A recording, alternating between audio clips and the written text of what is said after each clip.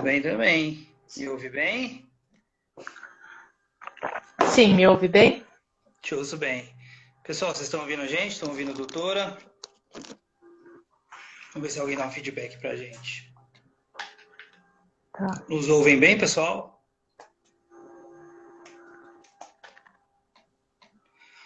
Beleza. Ana, então, Acho que sim. boa tarde, obrigado. Quantas horas aí na Alemanha? Ah, peraí que deu uma travada. Acho que São quantas horas aí na Alemanha agora? 9 horas da noite já. Legal. 16 horas, horário de Brasília. Ana, então, um resuminho. Você é infectologista, você é médica, você trabalha com infecção, né? De uma forma ou de outra, Sim, num hospital eu, na França e nos Países Baixos, né? Na Holanda, não é isso? isso. Eu E mora trabalho na Alemanha. Ah, pode falar. exatamente. Eu trabalho com pesquisa e trabalho com clínica com o Brasil, na minha clínica, e pesquisa para a Holanda e para a França, fazendo consultoria à distância agora, na época do Covid, e moro na Alemanha. Perfeito. Tem quantos anos você mora aí já? Aqui na Alemanha há um ano. Eu morei um ano na França e 2 anos e pouco na Holanda. Certo. Então, 2 semanas atrás nós fizemos uma live e aí eu te perguntei o que, como você se sentia com relação ao Brasil, com relação às semanas anteriores. E eu vou te fazer a mesma pergunta. Como que você se sente com relação ao avanço da pandemia no Brasil ou em regiões específicas com relação a 1 ou 2 semanas atrás? Como está o seu nível de preocupação?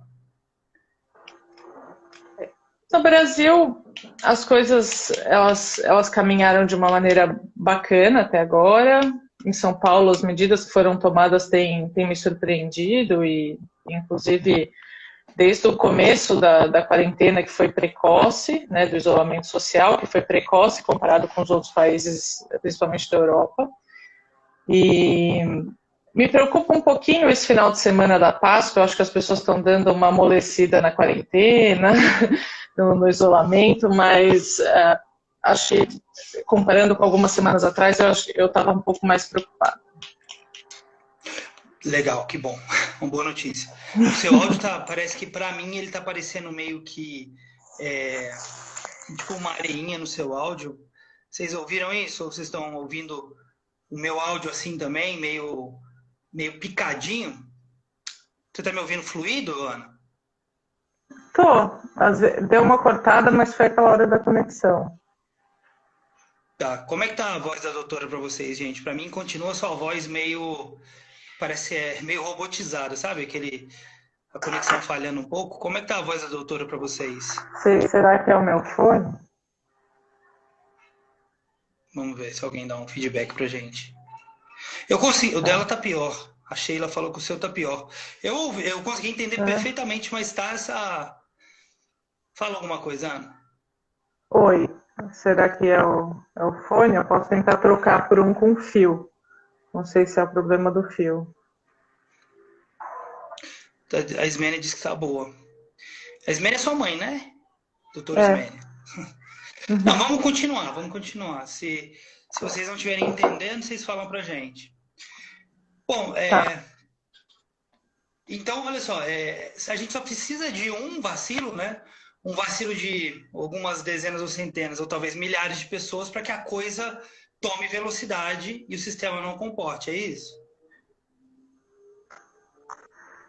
É, o vacilo ele pode ser pequeno, assim, ele pode ser Não, um, Ana, um descuido. tá ruim o Tá ruim? microfone mesmo. Tá ruim, agora ficou, parece que piorou. Dá Deixa eu uma. tentar com o fone. Tá. Sem fio, com fio.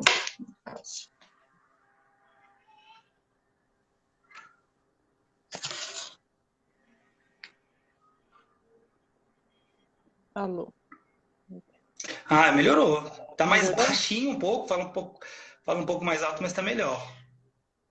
Então é o problema do Mas tá fio ótimo. mesmo. Tá ótimo. Beleza.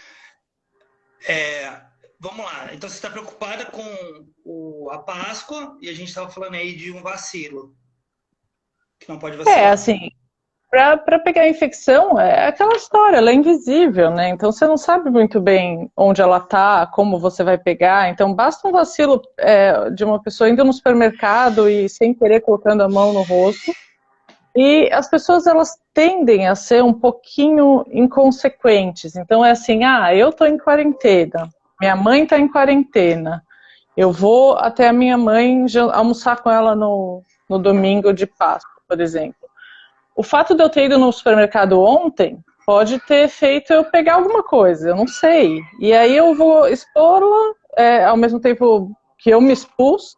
As pessoas acham que o fato de elas estarem isoladas em casa, elas acabam completamente com risco, mas o fato de você buscar um delivery na portaria, você pegar o seu elevador para entrar dentro do seu carro. Então esse descuido, essa quarentena partilhada está me deixando um pouquinho preocupada essa semana. Eu vi que muita gente tem viajado para ver a família. Não, mas eu vou só pegar o elevador do meu prédio, entrar dentro do meu carro. Ai, meu celular está caindo. Entrar dentro do meu carro e está tudo bem. E não é verdade, né?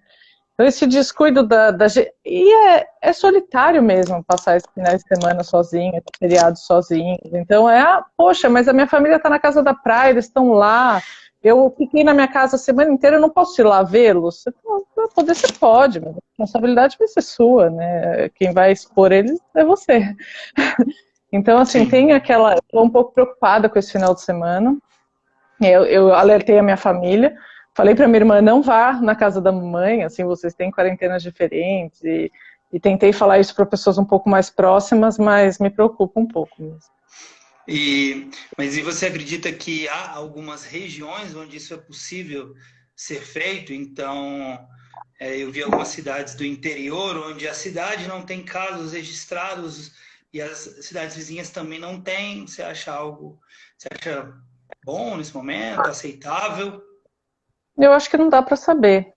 Eu não vou recomendar porque eu não sei. Às vezes tem um caso lá de uma pessoa que encontrou uma outra pessoa que estava fora, ela ainda não manifestou e ela vai acabar passando para a cidade inteira, sabe? Eu não arrisco em recomendar. Eu acho que a responsabilidade é individual. E se fosse alguém que eu amo, mesmo se não tivesse caso, talvez eu prevenisse essa pessoa de pegar, sabendo que talvez o meu delivery de ontem tivesse contaminado. Né? Pode ser. Não há como saber. Né? Não tem. É muito relativo, né? Uma coisa invisível. Exceto se fossem a população fosse testada não só uma vez, várias vezes, muitas e muitas pessoas, né? Não é o caso. Então não dá para ter segurança. E mesmo se ele dá negativo hoje em dia, ele não me diz muita coisa, né? Ele me diz dando positivo, né? O teste negativo a gente pode ter colhido precoce, a gente pode ter colhido de uma maneira errada. Se você for ver aquele trabalho da China que fala um pouco de sensibilidade, a sensibilidade é baixíssima. E não é só porque o PCR é ótimo, é um ótimo exame. Mas a maneira que se colhe, o dia que se colhe, tudo isso influencia. Então, mesmo colher exame de assintomático, eu não vou ter certeza que ele vai estar negativo, né? Então, isso é um pouco... O isolamento tem sido a maneira mais eficaz de combater, e se a gente afrouxar, a gente vai afrouxar todas as medidas. Né? Então... eu posso estar enganado, mas eu estou sentindo que alguns governadores, inclusive o governador aqui do DF, que foi o primeiro estado que entrou em quarentena e mandou fechar as aglomerações, as lojas, já começou a fazer algumas liberações de lojas de eletrodomésticos, imóveis. Eu acho que o pessoal já está achando que o jogo está ganho. A gente estava até comentando aquele dia daquele estudo do MIT lá que eles fizeram sobre a gripe espanhola, né? É exatamente isso. A gente não sabe muito bem quando sair da quarentena. E uma saída muito precoce, ela pode indicar uma falência completa de todo o isolamento que a gente fez antes, né? Porque você pode ter um pico ainda muito maior comparado com o que você já teve com a quarentena precoce. Então, com benefício, né? Então, eu realmente acho que a gente tem que tomar muito cuidado. A gente não... No Brasil, estamos às cegas, né? A gente não tem como saber a real situação, porque nós não estamos testando as pessoas, a gente não está testando nem todas as pessoas doentes. A gente só testa quem vai quem vai para o hospital para ser internado, né? Então a gente tem uma parcela da população sendo testada, da população doente, não só falando de assintomático, a gente não faz ideia.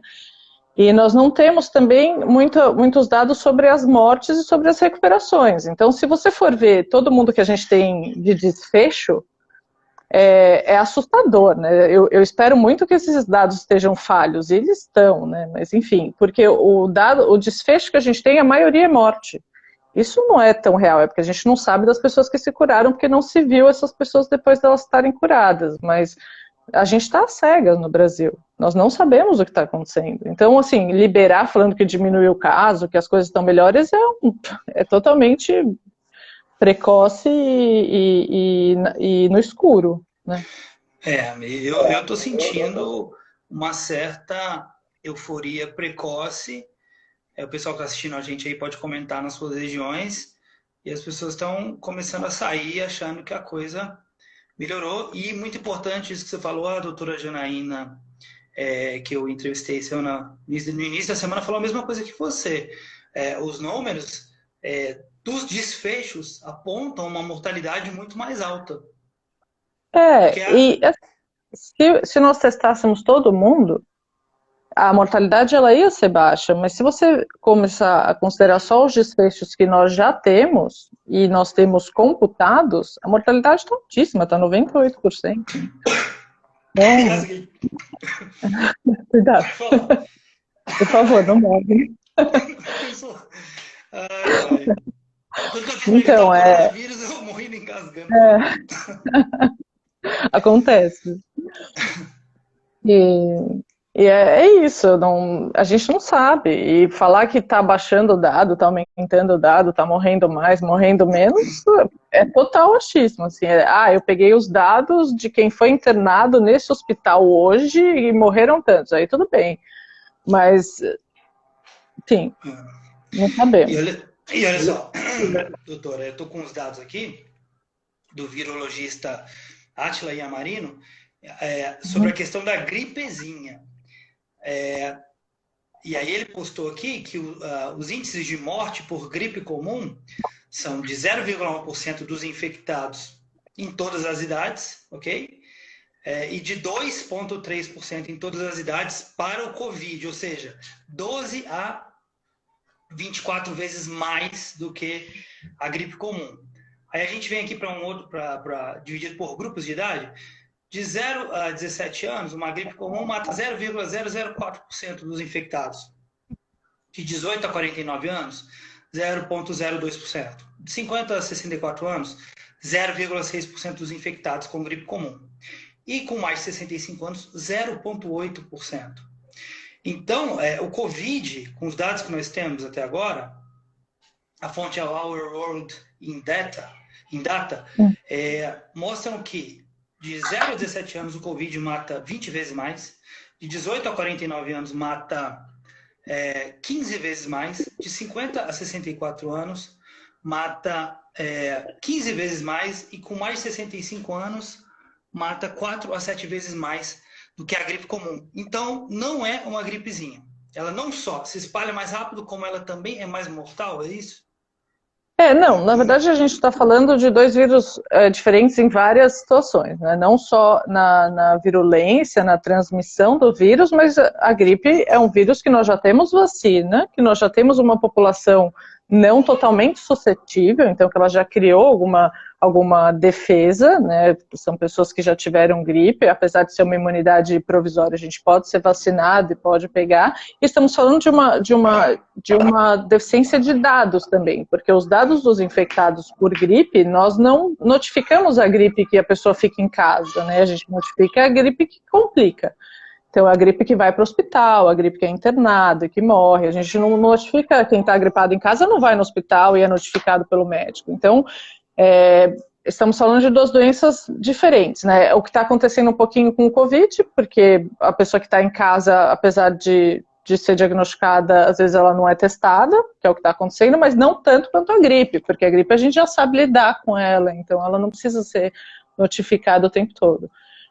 Então é um pouquinho diferente, mas sim, né, não é uma gripezinha. A gente tem pensando, já não é uma gripezinha porque não temos vacina, não temos tratamento, não conhecemos ela, não conhecemos a fisiopatologia da doença, não conhecemos como a doença afeta o homem, a gente está conhecendo ela no surto, e nós temos o problema dos dados, né, que a gente só tem os casos mais graves de gripe sendo relatados, mas ela é mais transmissível, né, assim, o que eles falam hoje em dia, o R0, né, quantas pessoas você transmite o Covid acaba transmitindo para mais pessoas, justamente porque muitas não são resistentes, né. Então, a vida normal, ela só deverá voltar se surgir um medicamento realmente eficaz e que realmente possa ser distribuído em larga escala, se surgir uma vacina ou se uma grande parcela da população tiver sido exposta e adquirido imunidade, não é isso? Ou se o vírus parar de circular. Isso pode acontecer também, que é o que tem acontecido. Isso é possível? Ninguém sabe muito bem a respeito desse vírus, mas se a gente ver como as coisas funcionaram com outros vírus, a gente pode ficar isolado até um certo momento que ele para de circular, e aí só algumas pessoas vão estar bem isoladas, e aí ele para de circular até que a gente tenha uma vacina. Mas claro, eu nem acho que o tratamento pro vírus em si seja uma... Eu acho que é mais uma idealização. Eu acho que a gente provavelmente vai ter uma vacina, né? Na minha opinião, a vacina, quando chegar, vai ser a solução. E, por enquanto, a gente tem que impedir o Deixa eu aprofundar esse ponto daqui a pouco, doutor. Eu sei que a gente já conversou sobre isso, eu quero que você aprofunde isso depois, tá? Mas, assim, até quando a gente vai ficar em quarentena, vai depender ou do vírus parar de circular. Assim, a população toda ficar resistente depende, né? Se a gente conseguir não dá para saber. A gente não sabe se essa resistência está acontecendo, quanto tempo ela está acontecendo, em quem que ela está acontecendo, como faz para quantificar isso, né? A gente não sabe ainda, então eu não consigo te dizer. Talvez a gente não consiga deixar a população resistente, porque quando a resistência de um estiver terminando, né, se for uma resistência, uma imunidade provisória, o outro vai estar começando a ter a doença. Então a gente vai começar a se reinfectar. A gente não sabe quanto tempo essa resistência vai durar. Então não dá para dizer. Eu acho que, assim, vendo as outras crises o isolamento do vírus, ele parar de circular, é o que tem deixado os lugares um pouco mais à vontade para terminar a quarentena. E a gente nem sabe se isso vai ser real, se vai ter a segunda onda da doença, se vai ter outros picos, se a gente vai precisar ficar em quarentena até vacina, ninguém sabe. E com relação à vacina do H1N1, quanto tempo ela de fato mantém o sujeito imune? A gente acredita que uns 7 meses depois da vacina, daquela cepa, né, Então, por isso que a gente tem que fazer a vacina mais ou menos todo ano, na época que o vírus circula. A gente começa um pouquinho antes, e você fica protegido até um pouquinho depois da circulação, e aí, um pouco antes dele começar a circular de novo, a gente começa a dar vacina de novo. Então, a gente acredita que seja um pouco menos por volta de 7 a 12 meses, né, depende da pessoa. E aí, como ele muda, a gente tem que vacinar, a gente sempre vacina com as cepas que foram mais frequentes no ano anterior. Isso também, mais frequentes no hemisfério norte, mais frequentes no hemisfério sul, a gente vai fazendo esse esquema da vacina. E pensando nessa transição de imunidade, é isso, a gente não sabe como vai ser o Covid, se a vacina vai servir para sempre, se não vai, se tiver uma vacina, se a gente vai ter que vacinar todo ano, se não vai, se vai precisar ter vários tipos de vacinas, cepas, se vai precisar obedecer a epidemia do ano anterior, a gente não sabe como vai funcionar. Certo. Você falou de hemisférios, falando com relação à temperatura, que alguns pesquisadores e alguns médicos disseram que no Brasil o vírus se comportaria, se espalharia, ou seria menos agressivo por conta da temperatura. Mas nesse momento, ao que me conste, em Manaus os hospitais já estão lotados com pacientes com Covid, uma cidade quente e úmida. Então, esse negócio de clima e de temperatura, estou com uma caneta aqui para me ajudar a pensar, igual você. Então, isso aí é mito total, caiu isso aí, né? Nunca foi comprovado, né? A gente já tem casos na Índia, que é quentíssimo também, e na África. A temperatura parece não proteger. Inclusive, eu vi uma reportagem essa semana que o verão europeu talvez faça a epidemia piorar, né? Acontece que aqui existe muita... O europeu, ele se empolga muito com o verão. Foi uma das melhores coisas do verão aqui, é isso. Você sai muito, você acaba fazendo muita atividade fora de casa. É tão diferente assim, a aglomeração acaba sendo diferente do Brasil no inverno, que a gente acaba aglomerando mais, mas as pessoas saem mais, têm mais contato, então eu não sei se é por isso, ou se talvez a temperatura tivesse uma influência na piora, mas o que eles comentam é que as atividades do verão talvez piorassem a epidemia aqui e a gente tivesse que prolongar um pouco a quarentena. Entendi, perfeito. Vamos lá, cloroquina, hidroxicloroquina.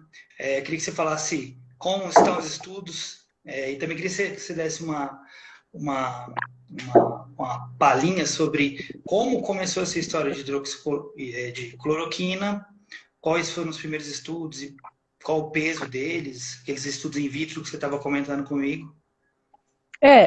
A hidroxicloroquina ela é uma droga que ela é hoje em dia usada em algumas doenças como imunomediador, que ele media o seu sistema imune, né? Então as doenças autoimunes ele serve para isso, então os pacientes reumatológicos, os pacientes que têm lúpus, por exemplo, usam muito a hidroxicloroquina, e a gente usa ela para malária, né? Que é uma doença infecciosa, mas ela não age direto no parasita, né? Na malária em si, mas ela age na mudança do pH de uma organela que faz com que o parasita não consiga se reproduzir, entrar na célula, enfim, e ter uma vida efetiva. Então a gente não tem muito atividade dela contra aquele micro-organismo propriamente dito.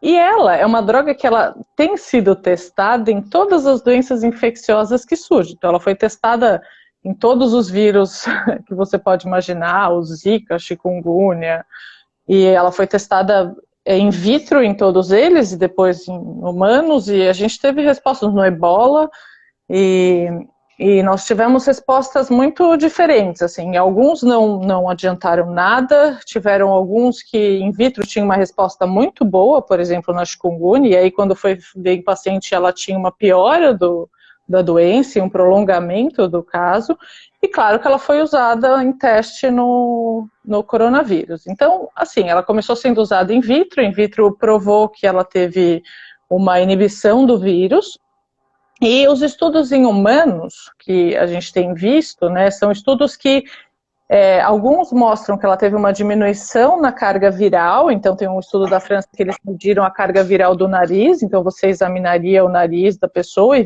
via que com o uso da cloroquina esse vírus diminuiria, mas eles não foram feitos sem o uso da cloroquina, então não teve como comparar se essas pessoas diminuiriam o vírus já sem a cloroquina ou se elas diminuíram por causa do remédio.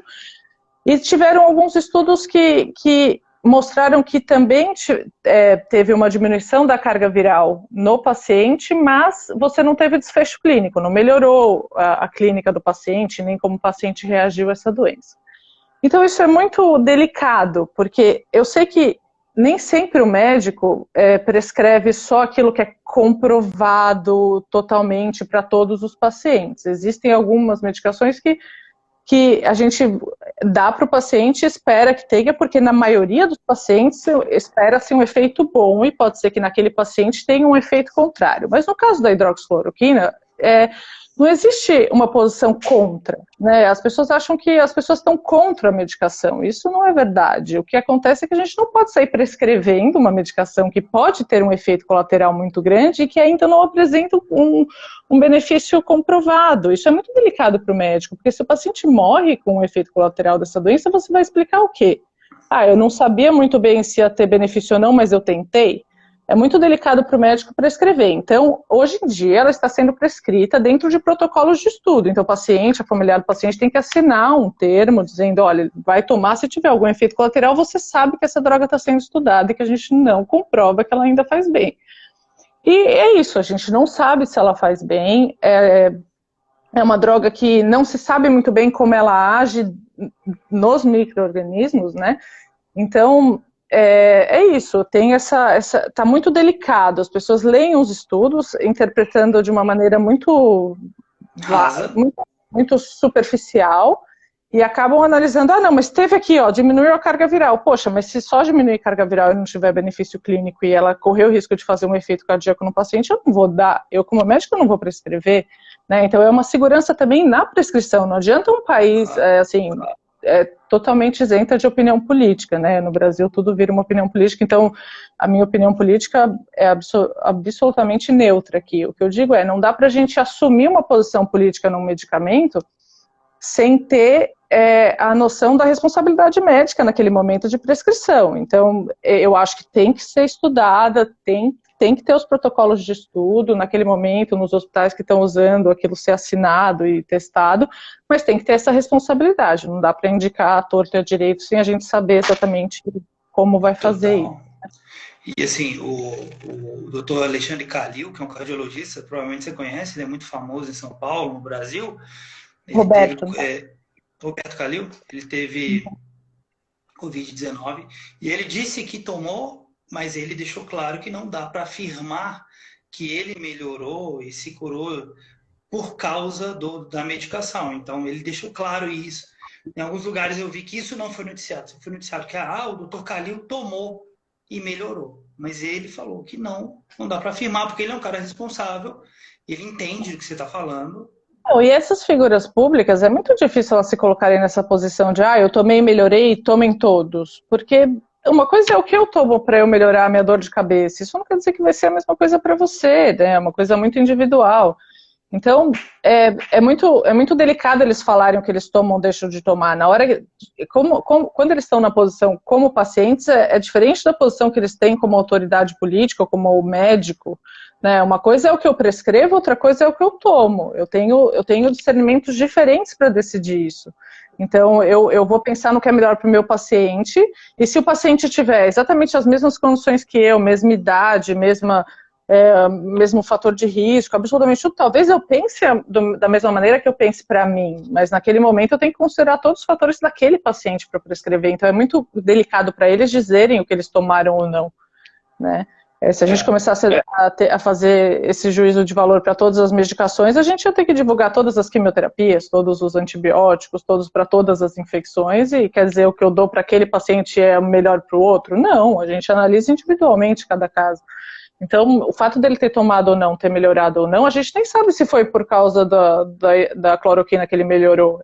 Será que o Roberto Calil sem a cloroquina também não melhoraria? Ou será que ele, na verdade, não fez uma doença mais prolongada com a cloroquina, ele não melhoraria antes, sem? Ou será que ele não melhoraria depois, sem? Então, a gente não sabe, né? Não dá para saber.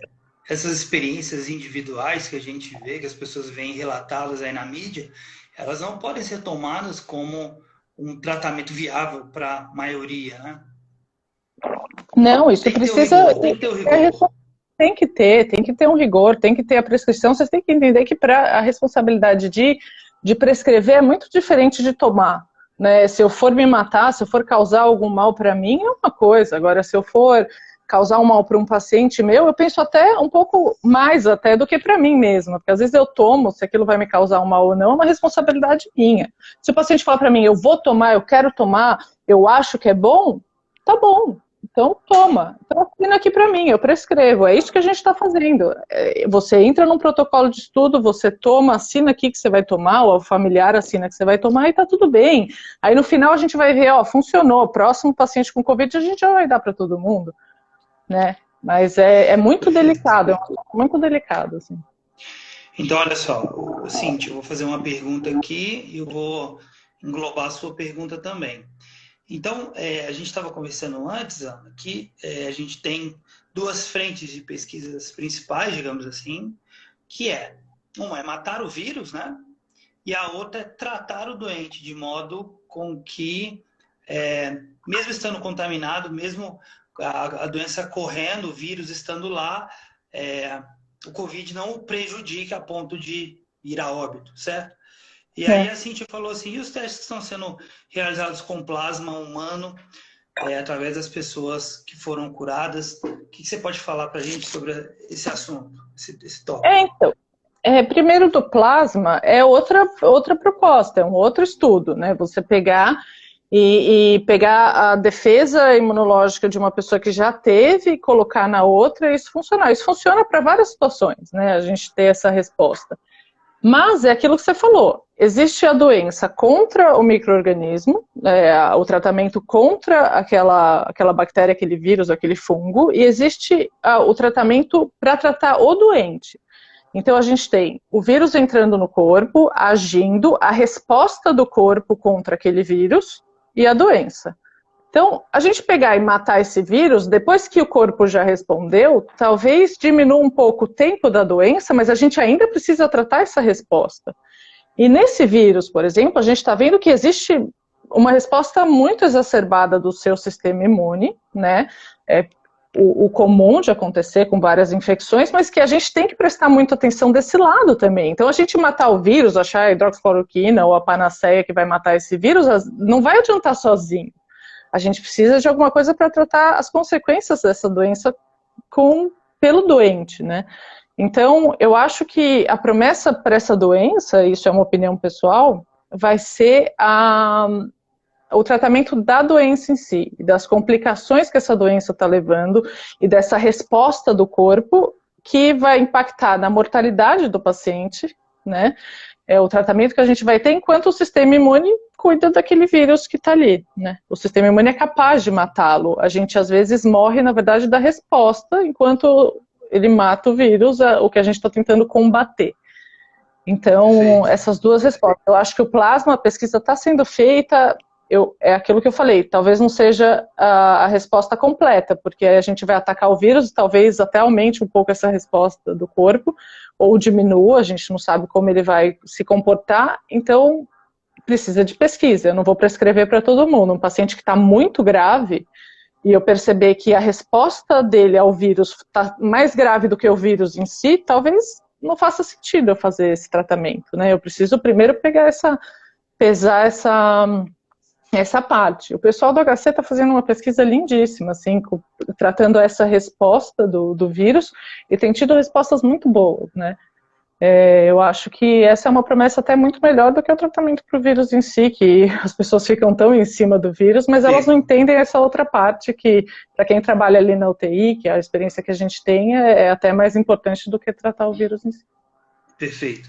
A gente quer acordar um dia e tá lá em todos os jornais que encontraram uma vacina, encontraram uma cura para o vírus, mas como você explicou, talvez a gente num futuro mais próximo seria evitar que o paciente morra, né?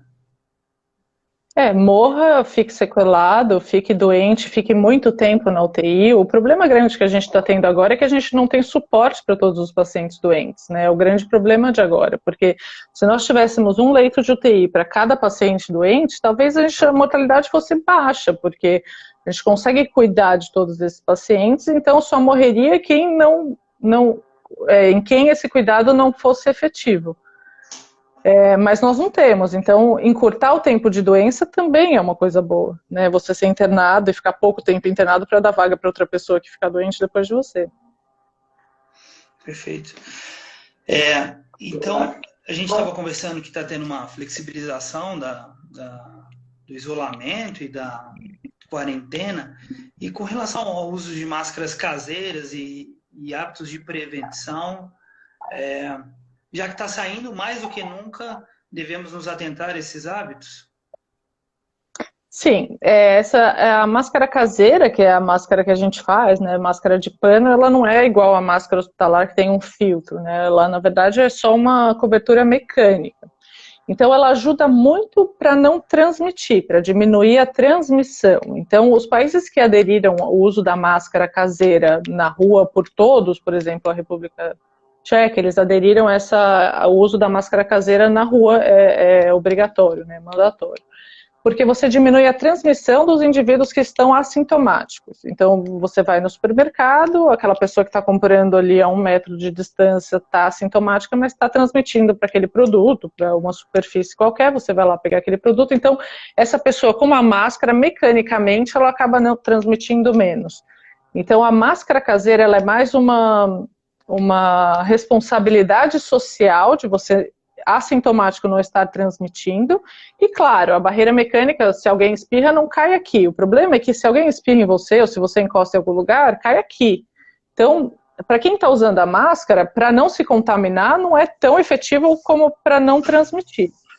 Né? O que tem que ter cuidado com a máscara, e eu repito isso toda vez, mesmo dentro do hospital, quando a gente está trabalhando com máscara, né, a gente trabalha muito com pacientes com tuberculose, tá, usa bastante máscara, a gente se sente protegido. Porque você está ali com aquela máscara, você acha que você está protegido. E, na verdade, aquilo dá uma falsa sensação de proteção, e você, com a máscara, você acaba esquecendo que não pode encostar nas coisas, acaba esquecendo de lavar a mão, de não encostar na máscara, porque você encosta, a máscara para de... Assim, ela não funciona mais você ficar encostando na frente da máscara, né? Então, é não ter essa falsa sensação de proteção só porque tá com máscara. Continuar não encostando nas coisas, tomando cuidado, não ficando perto das pessoas, tal. Mas eu acho que ela ajuda muito a não transmitir, né? Diminuir o risco. Perfeito. E aí quando chegar com essa máscara de tecido caseira, que você foi na rua, e aí você tira, e aí você faz o quê? coloca dentro da máquina de lavar, dentro do solução com A mesma coisa sabão, que você vai mistura com as fazer. outras roupas. A mesma coisa que você vai fazer com a roupa que você saiu, porque ela vai estar em contato com o ambiente do mesmo jeito que com a roupa que você saiu. Lembrar de qualquer máscara, a gente nunca tira assim, né? Você tira pelo elástico e coloca junto com a blusa que você vai ter encostado em todo mundo e você vai lavar aquilo. Né? Se você quiser deixar de molho, tem gente, se você estiver doente, quiser estar espirrando, mesmo que seja alergia, você não sabe se você vai contaminar, se você quiser deixar aquilo de molho na água sanitária, no cloro, eu acho que a Sociedade Brasileira de Química fez um videozinho explicando dosagem e diluição de produtos, é bem interessante como você faz para lavar a roupa, limpar a superfície, depois eu posso até tentar, eu te mando, você pode divulgar. Eu tenho, bem legal. Então, é isso, você pode deixar de molho, mas vai ser o mesmo tratamento que você vai lavar a sua roupa se for uma máscara de pano, né? A roupa que você saiu. A Monique está falando aqui, olha, não sei se já falaram sobre isso, mas gostaria de saber a opinião da doutora sobre os testes do anticorpo que estão quase liberados aqui nos Estados Unidos. Eu acho que é o plasma que a gente conversou, né? Que são as pessoas que ficaram doentes estão doando aquele sangue e isso gera uma proteção, né? Eu acho que é mais ou menos esse tratamento. Eu acho que no Brasil já tem, acho que 12 ou 13 hospitais coletando a doação do plasma. É que assim, a doação do plasma ela tem a mesma restrição da doação de sangue, que é uma coisa bem polêmica no Brasil, as restrições para doação de sangue. Então, por exemplo, pessoas que viajaram para países que têm um risco de malária, pessoas que já tiveram qualquer doença crônica, enfim, elas não podem doar. Então fica nessa... A gente não consegue receber plasma de todo mundo, é diferente da doação nos Estados Unidos, que é um pouquinho menos restrita. Mas tem que esperar também, é a pesquisa. Certo. Para lavar a máscara, está falando aqui a Luciane, só precisa lavar a máscara com água e sabão? Precisa colocar um pouco de água sanitária? Não sei. Se lavar na máquina com água e sabão, é água e sabão. A gente consegue matar, é que nem lavar roupa, né? Se quiser deixar de molho, se achar que ela está um pouco mais contaminada, se tiver com secreção, alguma coisa, vai ser que nem a roupa, tem que deixar de molho, pode ser um molho contínuo com sabão, por exemplo, e as dosagens de cloro que a gente pode ver, acho que a Sociedade Química acaba explicando muito melhor que eu. Certo. Com relação ao uso de luvas, mas aí a luva acho que não faz muito sentido, porque aí você toca na superfície contaminada, toca no rosto, é como, né? Eu na verdade tenho ido de luva, não é uma indicação formal, mas eu tenho usado, não uma luva de pano, mas eu tenho reutilizado uma luva, mas para me lembrar de não encostar a mão no rosto. Então, quando eu vou, por exemplo, às vezes eu vou na escada do condomínio fazer ginástica. Né, então eu vou até o exercício de panturrilha, o professor Felipe sabe bem, eu vou até a escada do condomínio, então eu vou de luva para me lembrar que naquele momento que eu estou ali eu não posso encostar a mão no rosto, mas isso é uma maneira que eu uso e eu uso a mesma luva, eu não fico gastando luva para fazer isso, eu uso a mesma luva sempre para sair, na hora eu tiro ela do avesso, deixo ela para fora de casa junto com a roupa que eu deixo para fora, que é a roupa que eu saio da porta de casa para fora, e aí quando eu saio de novo eu recoloco. Mas assim, a necessidade de usar luva é tão igual à necessidade de lavar a mão. Você vai ter que lavar a mão de qualquer jeito. Aquilo é uma maneira que eu tento fazer para eu lembrar de não encostar a mão no rosto, mas cada um usa a sua. Não é necessário sair de luva. Você lavando a mão, passando álcool é a mesma maneira. Mas você diz que acaba que a pessoa vai coçar o nariz ou os olhos, e tô de luva, talvez ela evite isso, né? Não acho que vale gastar a luva para isso. Isso é uma maneira que eu, como eu trabalho no hospital e trabalho com doença infecciosa, eu sei que quando eu estou de luva eu não posso encostar em nada. Eu tenho aquela defesa minha, mas tem gente que é o contrário, que de luva acha que pegar ali... Eu já vi pessoas cozinhando com luva, que elas encostam na comida, encostam no pano, encostam na mesa, encostam no rosto, porque elas acham que a mão não está suja. Então tem gente que o efeito é o contrário, né? Então depende muito da pessoa, mas não tem necessidade, não é para sair de luva, é para sair e lavar a mão, passar álcool quando está na rua e lavar a mão em casa. Outra coisa, não precisa lavar a mão e passar álcool dentro de casa, né? Tem gente que lava a mão e passa álcool dentro de casa. Não, lavar a mão com sabão ou passar o álcool, né? O álcool, ele é simples porque você não precisa encostar em nada, a não ser no potinho, mas você não precisa abrir, e quando você está na rua, você não tem pia em todo lugar, então, mas você não precisa, em casa, ficar lavando a mão e passando álcool. Lavando a mão e passando álcool. Isso resseca a mão mesmo. Perfeito. Ana, o que deu de errado em Nova York? O que aconteceu que você... Pelo que Eles você demoraram. Eles demoraram para tomar as atitudes, o isolamento, o fechamento das coisas. Pelo que a gente ouve, eles demoraram bastante, né? Todas as medidas que eles deveriam ter tomado mais precocemente, eles tomaram não.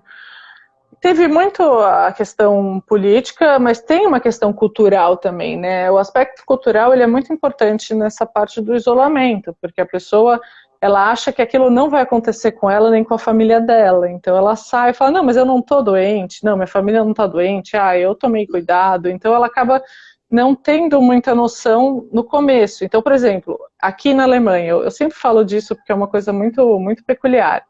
O isolamento oficial aqui, social, começou só no final de março, mas desde o final de janeiro, começo de fevereiro, já estava todo mundo em isolamento praticamente. Do carnaval, depois do carnaval, não tinha mais ninguém na rua. Os alemães, mesmo sem ter uma restrição formal, eles já estavam em casa, eles estavam com medo de pegar. Existia essa consciência, essa responsabilidade social de se manter em isolamento para não contaminar as pessoas mesmo, um respeito ao outro. Então, mesmo que não tenha inserido uma medida governamental para o isolamento, eles ficaram em casa. Foi diferente de Nova York, que apesar deles estarem falando, tá chegando, fiquem em casa, tentem tomar, as pessoas falam, mas comigo não vai acontecer. Que é o que acontece na quarentena. Você fala, não, mas meu pai e minha mãe estão em casa, eles estão tranquilos. Não, mas imagina, eu vou encontrar eles na cidade de praia, não tem ninguém infectado lá. E aí você vai lá jantar com seus pais e depois vai estar a família inteira contaminada. E eu posso estar enganado, foi muito rápido. Eu me lembro desse período que você está falando, onde havia uma relutância do governo em falar para as pessoas ficarem em casa, em fazerem quarentena, e eu imagino também pela densidade demográfica, é muito, muito rápido. Saiu lá de trás a posição dos Estados Unidos para primeiro em número de casos, em número de óbitos, e os enfermeiros e médicos falando que o trabalho está sendo impossível de ser feito. Tudo aquilo que era previsto aconteceu. Exato. Aconteceu e eles estão, assim, a situação está bem difícil lá e os números são assustadores. A gente estava até conversando aquele dia, comparando os Estados Unidos com a China, né? Tanto que o Trump falou, não é possível que esses sejam os números da China, porque aqui a coisa desandou completamente. É verdade, Nova York está o caos, assim, dá pena de ouvir. E eu fico pensando, se cada um tivesse um mínimo de arrependimento, né, daquela saidinha que deu e contaminou alguém que gostava muito, né? Eu fico pensando, a gente pensar nessas pessoas e talvez tomar nossa atitude. Poxa, será que eu quero contaminar aquela pessoa que eu vou almoçar amanhã? É tipo, tem um pouco de restrição, sabe? É muito triste. É muito triste. Uma frase que rolou muito no começo da pandemia foi: é melhor ter vergonha de ter tomado medidas exageradas de isolamento e de distanciamento do que arrependimento de não ter feito nada, ou ter feito menos do que poderia, né? Por aí? Exato.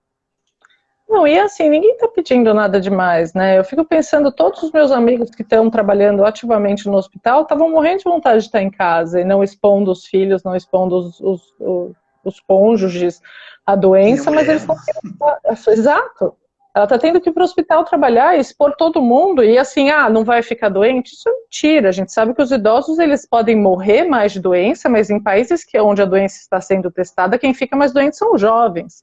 Então, assim, na Alemanha, na Coreia do Sul, a gente consegue ver que os jovens ficam muito doentes e podem complicar, e quem complica fica com sequela. Talvez eles não morram porque tem cuidado, mas se não tiver cuidado vão morrer também.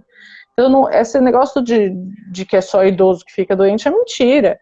Então, tem muita gente que está querendo estar em casa. Ontem eu vi um vídeo, eu chorava tanto, assim, era um pai francês chegando em casa para abraçar um filho, o filho saiu correndo, ele saiu e se fechou numa porta, assim, para não abraçar o filho, porque ele ficou com medo da criança ficar infectada. Poxa, ele trabalhou o dia inteiro com corona. E quem diz que aquela criança vai reagir? Às vezes a criança tem uma doença imunológica que a gente ainda desconhece, só vai saber a hora que ela morrer. Então você fica assim, né? Poxa, e essas pessoas, você não vai nem pensar nela? Você prefere tomar sol na praia ao invés de pensar nessa pessoa que está ali e que não queria? tem. Eu vi um caso acho que em São Paulo, que na família já morreram dois e tem uma gravemente na UTI, está em estado grave. Então, você pensa, perder um parente é horrível, dois, três, tragédia, né? Não, eu tenho um amigo que é médico na Itália, ele me contou que ele deu a notícia da filha da morte da mãe. Uma semana depois ele foi dar notícia para a filha por telefone da morte do pai. É assim, a menina perdeu a mãe e o pai na mesma doença, na mesma semana, e assim, provavelmente quem pegou foi ela, porque ela era a única que estava trabalhando. Os pais jovens, idade da minha mãe, que é jovem, não é 90 anos, 80 anos, 70 anos, é tipo faixa de 50, 60 anos, sabe? Ana, eu estou vendo que igual a gente estava conversando, que os governos eles estão liberando certos setores e com relação a locais como igrejas, academias, onde há uma grande concentração de pessoas, isso vai demorar? Será que isso vai voltar, digamos, ainda nesse ano a ser como era? Ou talvez seja adotada uma medida que tenha uma concentração de pessoas por metro quadrado, reduzida, alguma coisa assim, porque eu fico pensando, né? Uma academia com pessoas suando, respirando com alta frequência, próximas umas das outras, deve ser um lugar péssimo Para se pegar, contaminar. não dá para saber, é impossível saber, a gente só vai saber depois que passar e o que vai se liberar, assim.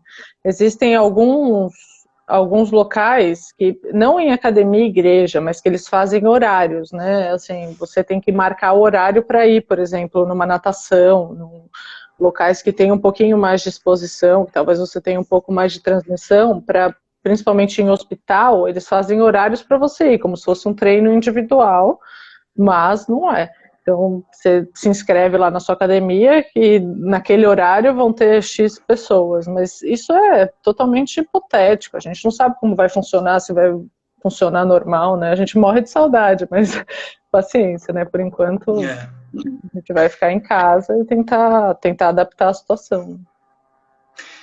Ana, sobre fatores de risco para o agravamento do Covid. O Covid é mais ou menos como o HIV. A pessoa ela morre em decorrência das infecções e problemas que o HIV permite que aconteçam e não do HIV em si, é mais ou menos isso?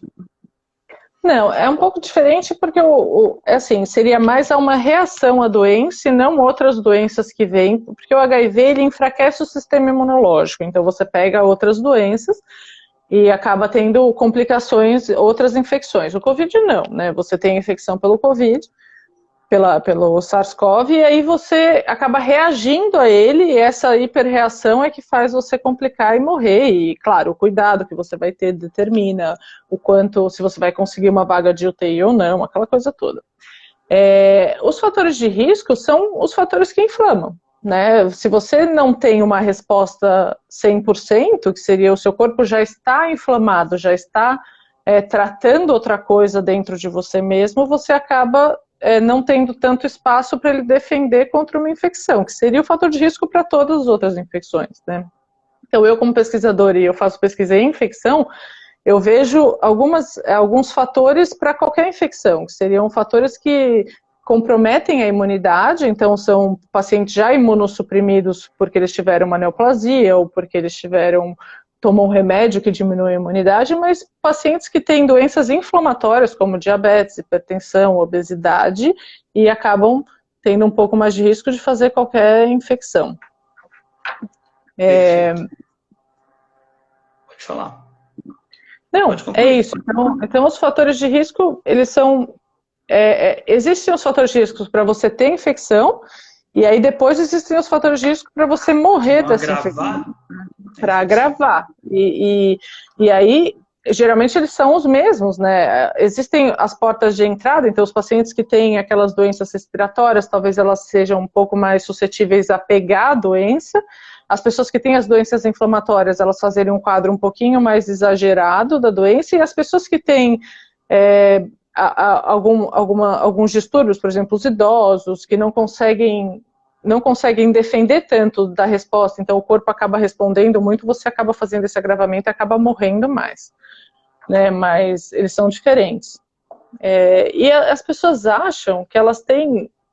Que é muito fácil você prevenir, né? Então, aquilo que a gente estava falando da imunidade, as pessoas acham que elas podem criar imunidade. Falar, eu não tenho imunidade, então eu vou tomar um remedinho de imunidade. Eu estou salvo. Não, isso não é verdade, né? A imunidade é uma coisa que você se constrói. Assim como você acaba ficando mais inflamado com uma deficiência de imunidade, você precisa criar isso na sua vida. Né? Então, nossa, o que eu recebo de ligação de gente hoje perguntando o que se toma para isso, não dá para dizer, não se toma nada, não se faz nada, né? A pessoa toma vergonha na cara. Exato, quando a pessoa me fala o que eu faço para ter uma melhor imunidade, eu só respondo, faça a mesma coisa todo dia. Coma bem, durma bem, faça ginástica, exercício físico. Não adianta você, eu tomo vitamina D? Não, se você não está dormindo, não está comendo, não faz atividade, e não é atividade física, eu falo, uma pessoa que já era sedentária na vida, assim, eu não faço atividade física, mas eu saio para trabalhar, ela não está mais saindo para trabalhar, ela está em casa sentada na cadeira. Assim, aquela coisa do contador de passo do celular, daqui a pouco está perguntando se a gente morreu, né? Porque você fica num perímetro super pequeno. Então, assim, a pessoa que era sedentária antigamente, agora ela é completamente sedentária, né? Depende da distância do seu sofá até a sua cozinha, até o controle remoto do lado da TV, você não anda nada, não anda 100 passos por dia. Então, aí você complica mais ainda a sua vida, né? Perfeito. Tem nem o que falar. E paciente, eu estou perguntando aqui a Sheila, paciente hipertenso controlado, o risco é o mesmo? Não, o paciente descontrolado, ele tende a ser mais inflamado e ele, por ser descontrolado da hipertensão, ele acaba tendo essa resposta e o tratamento dele sendo um pouco mais complicado. Mas claro que o paciente hipertenso, ele acaba tendo mais risco, um pouco até mais perto do paciente hipertenso descontrolado do que o paciente que não tem nada, né? Então, assim, os dois estão mais perto do que o paciente que não tem nada, mas, de fato, o paciente descontrolado de qualquer doença tem mais risco do que o paciente controlado. Assim como o diabético, assim como os cardiopatas, eles tendem a ter um risco maior de complicar, né? E de mortalidade também. Perfeito. E Ana, com relação às superfícies, então a gente trouxe a sacola lá do supermercado com... nossas compras, a gente tirou a roupa antes de entrar em casa, mas temos aquela sacola. Dura quanto tempo? E aí, o que faz? Depende do material, assim, sacola de pano a gente tem que lavar, né? A ideia é lavar. A sacola de plástico é difícil limpar, né? Mas dá para limpar com álcool, é uma superfície um pouco mais fácil de limpar do que uma sacola de pano que pode absorver e aquilo fica um pouco mais tempo, como estofado, por exemplo, é mais difícil do que uma superfície dura. Né? Superfície de metal também, a pia que você coloca. Então, o que eu tenho feito na minha casa, e que não existe uma fórmula, não existe receita de bolo para isso, depende do espaço que você tem. Eu tenho um espaço na entrada da minha casa, eu moro num estúdio, então é bem pequeno, eu coloco a minha sacola no chão da porta, e aí eu vou passando para o meu marido, a gente vai limpando, o que dá para ser lavado a gente lava com água e sabão, e o que não dá, são embalagens plásticas ou embalagem de papel eu passo um produto que é um álcool, como se fosse um álcool 70% líquido, que aí no Brasil é em gel, no caso, então fica um pouco mais difícil. Mas eu passo a superfície e vou guardando. Mas assim, eu nunca guardei nada na minha geladeira sem lavar. Eu sempre lavo as coisas antes de pôr na geladeira, seja embalagem de leite, seja embalagem de queijo. Então, depende muito do hábito já de casa. É bem trabalhoso. E aqui eu faço compras pequenas, porque só sou 2 pessoas, eu fico imaginando no Brasil que as pessoas fazem compra para mês, né? Então, para o mês inteiro. Então, dá trabalho mesmo. Ah, mas eu tenho que lavar tudo? Tenho. O que você compra, assim, até incentiva a comprar um pouco menos, né? Você vai... Alguém Mas fala... Mas você vai ter que sair mais? Depende, às vezes você pode deixar de comprar coisa que talvez você não usasse, né? Tem gente que compra o excesso do excesso para estocar, e aí não precisa, compra aquilo que você vai usar para aquela determinada, faz uma programação, aquela história do brincar com hábitos, né? Às vezes a gente faz a coisa por hábito e não entende que você não precisa ter 4 sacos de feijão no seu armário, você pode comprar um porque você come com a sua família um em 3, 4 semanas, e aí daqui 4 semanas você vai no supermercado comprar outro, você não precisa comprar 5 sacos, você sabe que você vai ter que limpar 5 sacos. Perfeito. Ana, finalizar, 2 minutinhos. A gente mora num país pobre. Eu não quero nem que você comente sobre o auxílio da Alemanha para as pessoas ficarem em casa, para a gente não chorar. Então, tem aquelas pessoas que precisam sair. Máscara, lavar as mãos, não tocar os olhos, ficar desviando as pessoas na rua. Tem um pessoal sem noção aqui no Brasil que parece que quer te esbarrar. Mas aqui também, aqui também. Outro dia eu olhei para um alemão... de máscara, o cara puxando papo comigo. Pô, fala. Não, mas qualquer lugar. Então tentar evitar mesmo e falar, tipo, o senhor pode ir um pouco mais para lá? Assim, pensando na família. Tem que evitar. Para quem precisa sair, tem que fazer o máximo que puder. Aquela história, o exagero, ele não é tão... O arrependimento do exagero não é tão ruim quanto o arrependimento da falta. Então, exagera mesmo, faz tudo o que você puder. Eu ando na rua, eu não encosto em nada. Eu tenho que ir no supermercado, eu vou sem encostar. Eu chego no supermercado, eu pego as coisas, passo álcool. Pego outra coisa, passo álcool. Eu não deixo... Aqui tá frio, né, ainda. Mais ou menos, eu vou de casaco, eu não deixo a manga encostar em nada. As pessoas aqui estão se evitando. Então, tentar fazer o máximo que você puder. E assim, aqui no Brasil tem empresários muito irresponsáveis. Então, eu já vi supermercado onde eles colocaram uma barreira para a moça do caixa, ela tá de máscara, ela tá com álcool ali, e lugares onde não, a menina tá aqui, ó, conversando com a pessoa que, pô, essa menina vai ser contaminada. Eventualmente vai. Ela tem que exigir, ela tem que pedir, né? As denúncias estão acontecendo, ela tem que tentar o máximo que ela puder. E se ela se sentir muito exposta, talvez ela possa dizer para ele, olha, eu não vou trabalhar. E isso vai gerar um problema tão grande para ele que talvez ele tome uma atitude, né? Mas a gente sabe que as coisas só funcionam com pressão. Essa pessoa tem que tomar mais cuidado. E tomar cuidado também com a senha do cartão. Eu vi uma pessoa no supermercado essa semana, ela digitou a senha do cartão, pegou o celular, assim... Você pegou o vírus que estava ali, pegou, passou para o seu celular, colocou o celular no bolso. Cartão, não é só o cartão que você enfia, mas a senha que você digita já é outro risco. Essa é a nossa segunda live, a gente ainda vai fazer outras. Espero que cada vez com mais notícias boas. Muito obrigado. Quer deixar um recadinho final? Temos 15 segundos. Ai, se protejam, pelo amor de Deus. Façam o que vocês podem pelas pessoas que não estão podendo fazer. Assim, tá cheio de gente que queria estar em casa. E quem puder fazer, tenta se proteger o máximo. E cuidado com essas medicações todas que estão saindo. Às vezes, só ter um pouco mais de discernimento para opinar. De critério. Muito obrigado, gente. A live ela é encerrada com 1 hora. Acho que ela vai cair daqui a pouco. Ana, obrigado. Obrigada a você. Acho que você vai dormir daqui a pouco. E até a próxima, gente. Beijos. Obrigado. Obrigada. Vou deixar 24 horas aqui no meu Instagram. Beijocas. Tchau. Beijo. Tchau.